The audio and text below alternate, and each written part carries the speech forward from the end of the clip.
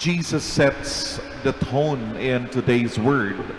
We are reminded that we are salt of the earth. Salt is used in many ways. No? We use salt to add flavor. We use salt to preserve and to purify.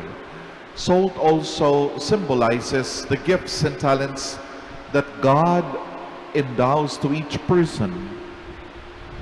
By our decisions and by our actions, we can preserve, we can purify, and give flavor to our communities, to our world. When we choose to live by Christ's teaching and examples, when we share of our time, ourselves with others, in service and love, we season, so to speak, we season the world with a distinct Christian flavor. In the Jewish tradition, sacrifices were seasoned with salt to show that the person offering the sacrifice was ready to face trials and hardships, to follow God's call, His holy will.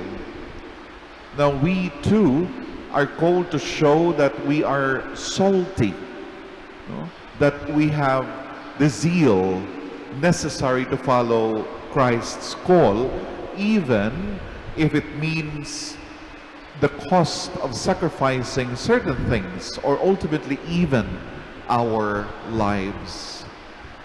Perhaps we now have certain challenges to face in our lives. May it be personal weaknesses, issues at the workplace, concerns with our family and personal relationships.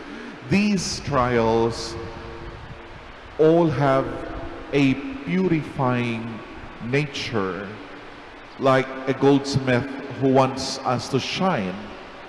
God puts us to the test. He knows that we can overcome these challenges set out before us by His grace and by His guidance. Sometimes, though, the tests may seem too hard, too difficult to pass, the trials too burdensome to carry.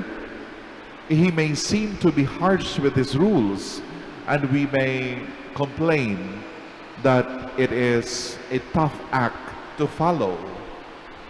He sets these rules in place for our own good.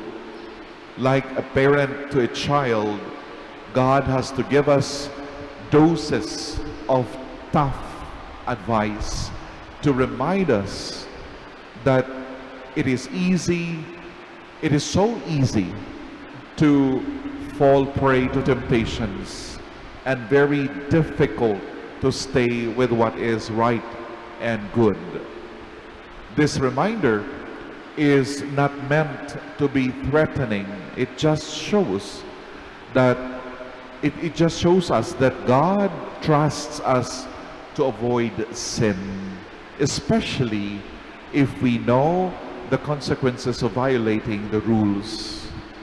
He wants us to be on the safer side, to protect us from our destructive impulse to sin. He calls us to be purifiers and preservers of the world from the damaging effects of sin and evil, as He Himself purifies and preserves us. Now, such is the measure of God's infinite and boundless love.